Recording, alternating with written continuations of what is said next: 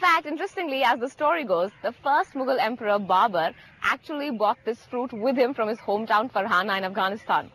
And the spa at the ITC Mughal has used that as its central theme.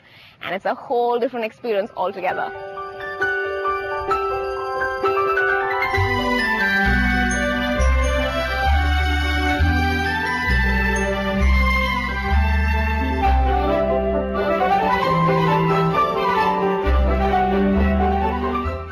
So this is Kaya Kalp, the Royal Spa. And this is Devina. Hi.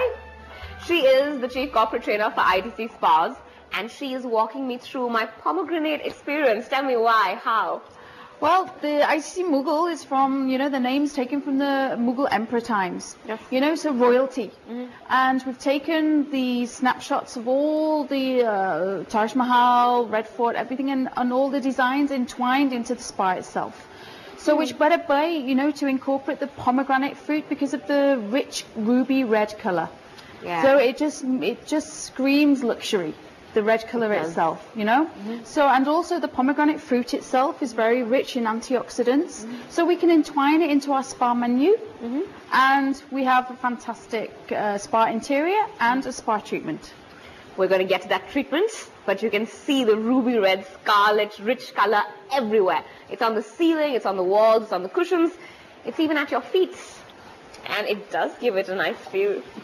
This is our Royal Mughal Retreat Couple Suite. This is where our couples would come, mum and dad, to get away from it all. We offer packages here. They can take a bathing ritual together. There is quite a wide tub though for two people, room for two. Room for two, absolutely, and the petals and the bubbles. In this room we do a Taj Mahal romance package. Oh, there's a romance package even? Absolutely, because we're in the city of love. Yeah, and a lot of people come here actually to propose to Agra, because it's all the history, and it's great. They go to Taj, they propose, and then they come here and enjoy the treatment together.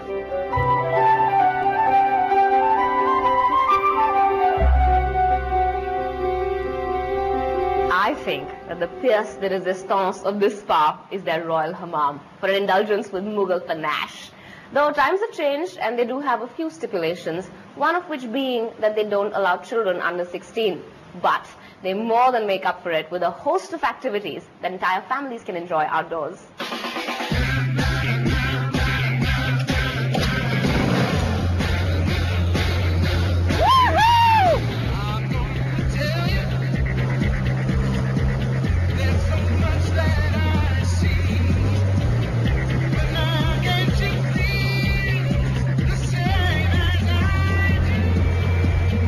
And if wheels and speed are not really your thing, you could hone your golf skills on the hotel greens. Or tandem cycling, and of course cricket, amongst other things. As you might have guessed, working up an appetite is really quite easy around here. And you can appease it at any one of the 4 in-house restaurants. My favorite is Peshawari, with its sturdy frontier cuisine and its famous open kitchens.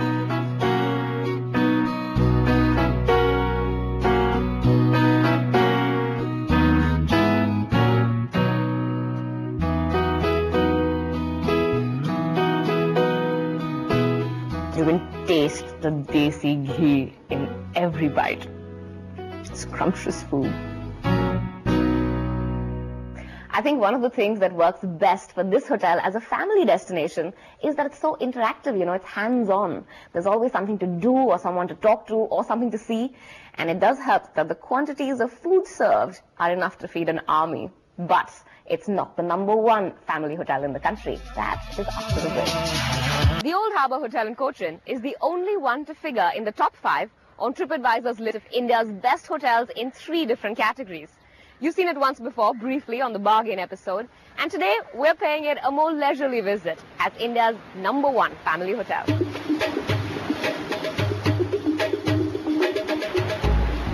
Cantilever Chinese fishing nets are a huge tourist draw and dot Fort Kochi's harbour just outside the hotel.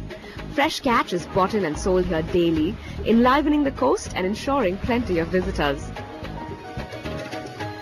The Old Harbour Hotel lives up to its name, not only in its location bang opposite the Old Harbour where steamships came and docked nearly 300 years ago, but also as the oldest hotel in Kerala. Built in the Dutch style of architecture with hints of Portuguese influence, this 300-year-old building has been immaculately restored. Large wide arches and porthole windows give it the ballast air of a sea vessel while leaving lots of room for cool open spaces. High ceilings, period furniture, antiques and tasteful artworks lend character to its spotless walls and understated charm.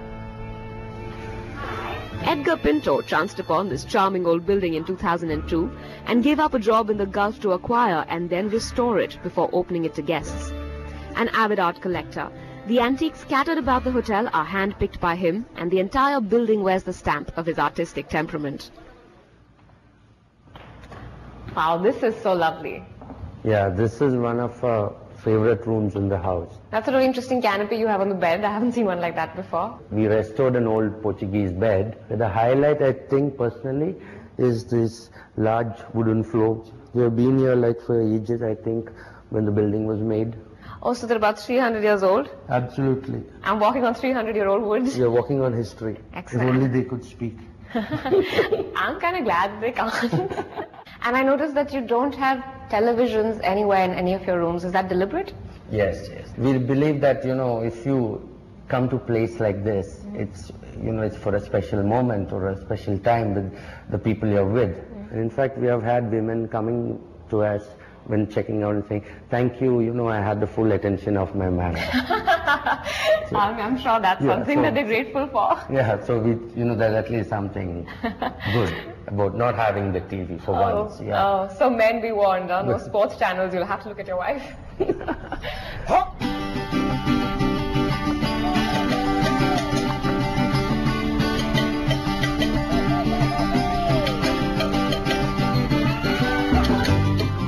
The garden is a little tropical paradise set in the courtyard of the hotel.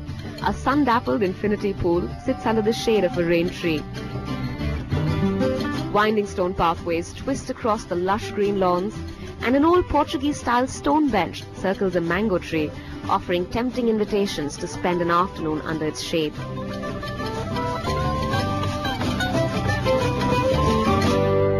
Another nice old-fashioned touch is this private well in the garden. It feeds the entire building with fresh water supply and has never been known to run dry, though it's well covered with mesh to keep exploring children safe. An assortment of plants from a variety of different species share space, leaving an overall effect of wild exotica. It is so green here that just breathing will give you an oxygen high. The lotus pond sits in one quiet corner of the lawn and is steaming with a wide variety of fish. Kitchen staff will helpfully hand out pieces of bread to kids inclined to feed the fish. In fact, the lotus pond is quite a hit with travelers on TripAdvisor as well. Opening into the garden is the in-house restaurant serving a blend of Kerala and international cuisines to cater to a wide palate. The restaurant is called 1788, a deliberate choice of name dating back to the year that documents bear the existence of this building. And that is just one of the many stories that families can share about the Old Harbour Hotel over a meal here. To view the complete list of awarded hotels, log on to www.tripadvisor.in/traveler's choice.